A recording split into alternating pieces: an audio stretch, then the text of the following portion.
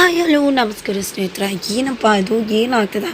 ಈ ಕಡೆ ಲಕ್ಷ್ಮಿ ಸಖತ್ತಾಗಿ ಗೃಹಚಾರ ಬಿಡಿಸ್ತಾ ಇದ್ದಾಳೆ ನೆತ್ತಂದು. ಹಾಗಿದ್ರೆ ಏನಾಗ್ಬೋದು ಈ ಒಂದು ವಿಡಿಯೋವನ್ನು ನೋಡಿ. ಫೈನಲಿ ಇಲ್ಲಿ ವೈಷ್ಣವ್ ಮೇಲೆ ಕಂಪ್ಲೇಂಟ್ ಲಾಡ್ಜ್ ಆಗುತ್ತೆ. ನಿತಿನ್ ತನ್ನ ಫ್ರೆಂಡ್ ಡಿನೂಗೆ ತುಂಬ ಚೆನ್ನಾಗಿ ಹೊಡೆದು ಇವತ್ತು ಅವನ ಪರಿಸ್ಥಿತಿಗೆ ಕಾರಣ ಆಗಿದ್ದಾನೆ ಅಂತ ಕಂಪ್ಲೇಂಟ್ ಕೊಡ್ತಾನೆ. ಹಾಗಾಗಿ ಇಲ್ಲಿ ಪೊಲೀಸ್ ಸ್ಟೇಷನ್ಗೆ ಬರಬೇಕಾಗತ್ತೆ ವೈಷ್ಣವ್ ಬರ್ತಿದ್ದಾಗ ಈ ಕಡೆ ಕಾವೇರಿ ಹಾಗೆ ಲಕ್ಷ್ಮಿ ಕೂಡ ಬರ್ತಾರೆ. ಮಗನ ಜೊತೆ ಮಾತಾಡ್ತಿರುವಷ್ಟರಲ್ಲಿ ನಿತಿನ್ ಎಂಟ್ರಿ ಕೊಡ್ತಾನೆ.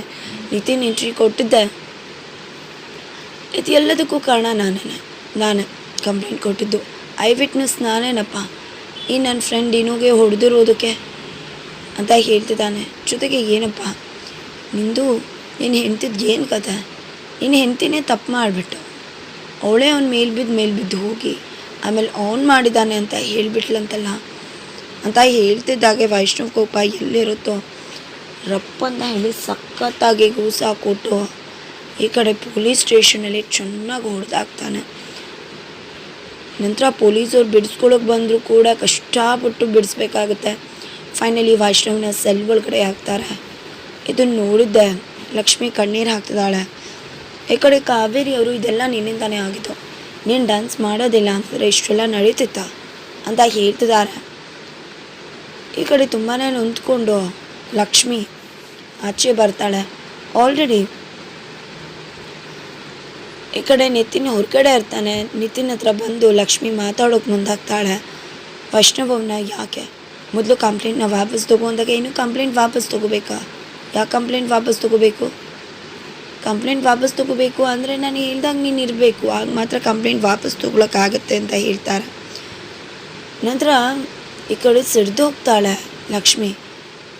ಆದರೆ ಇಲ್ಲಿ ನಿತಿನ್ ಮಾತ್ರ ನಿಮ್ಮ ಅತ್ತೆ ಹೇಳಿದ್ದು ಸರಿ, ನೀನೇನು ಸಾಮಾನ್ಯ ಅಲ್ಲ, ನಿನ್ನಿಂದಾನೆ ವೈಷ್ಣವ್ಗೆ ಇಂಥ ಸ್ಥಿತಿ ಬಂದಿದ್ದು. ಅವರು ಹೇಳಿದ ಮಾತಲ್ಲಿ ಅರ್ಥ ಇದೆ ಅಂತ ಹೇಳ್ತಾರೆ. ನನ್ನ ಜೊತೆ ಬಾ, ನಿನ್ನ ದಿಮಾಕನ್ನು ಬಿಟ್ಟು ಇಬ್ಬರು ಕೂಡ ತುಂಬ ಚೆನ್ನಾಗಿ ಲೀಡ್ ಮಾಡೋಣ ಅಂತ ಹೇಳ್ತಿದ್ದಾರೆ. ಇದೆಲ್ಲ ಮಾತು ಲಕ್ಷ್ಮಿಗೆ ಇರಿಟೇಟ್ ಮಾಡ್ತಿದೆ, ಕೋಪ ತರಿಸ್ತಿದೆ. ಫೈನಲಿ ಕಪ್ಪಾಳಕ್ಕೆ ಬಾರ್ಸೋಕ್ಕೆ ಹೋಗ್ತಾಳೆ. ಕಪ್ಪಾಳಕ್ಕೆ ಬಾರ್ಸೋಕ್ಕೆ ಹೋದಾಗ ಕೈ ಇಟ್ಕೋತಾನೆ ನಿತಿನ್. ಮತ್ತಷ್ಟು ಲಕ್ಷ್ಮಿನ ಇರಿಟೇಟ್ ಮಾಡ್ತಾನೆ. ವೈಷ್ಣವ್ ಹೊರಗಡೆ ಬರಬೇಕು ಅಂದರೆ ನಾನು ಹೇಳ್ದಾಗ ನೀನು ಇದ್ದರೆ ಮಾತ್ರ, ಅದರ್ವೈಸ್ ವೈಷ್ಣವ್ ಯಾವುದೇ ಕಾರಣಕ್ಕೂ ಆಚೆ ಬರಲ್ಲ ಅಂತ.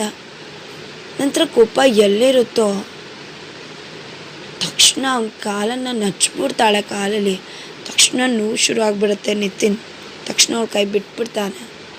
ಅದಾದ ನಂತರ ಸಿಟ್ಟದಂತಹ ಲಕ್ಷ್ಮಿ ಕಾಲಲ್ಲಿರೋದನ್ನ ಕೈಗೆ ತೊಗೊಂಡು ಚಪ್ಪಲಿಲಿ ಹೊಡಿಯೋಕೆ ಮುಂದಾಗ್ತಾಳೆ. ಇದೇ ನಿಂಗೆ ಸರಿಯಾದ ಶಾಸ್ತಿ. ಸುಮ್ಮನೆ ಇರು ಅಂದರೆ ವಿನಾಕಾರಣ ಇರಲ್ಲ ಅಲ್ವಾ ಅಂತ ಹೇಳ್ತಿದ್ರೆ ಈ ಕಡೆ ನಿತಿನ್ ಗಾಬರಿಯಾಗಿ ನೋಡ್ತಿದ್ದಾನೆ. ತುಂಬಾ ಗಾಂಚಲಿ ಆಯಿತು ನಿಂದು ನಿನ್ನ ಕಂಡಂದು. ನೋಡ್ತಾರೆ ಯಾವ ಕಾರಣಕ್ಕೂ ನಾನಂತೂ ವೈಷ್ಣವ್ ಆಚೆ ಬರೋದಕ್ಕಂತೂ ಬಿಡೋದೇ ಇಲ್ಲ. ಯಾವುದೇ ಕಾರಣಕ್ಕೂ ಅವನು ಆಚೆ ಬರಬಾರ್ದು, ಒಳಗಡೆನೇ ಇರಬೇಕು, ಹಾಗೆ ಮಾಡ್ತೀನಿ ಅಂತ.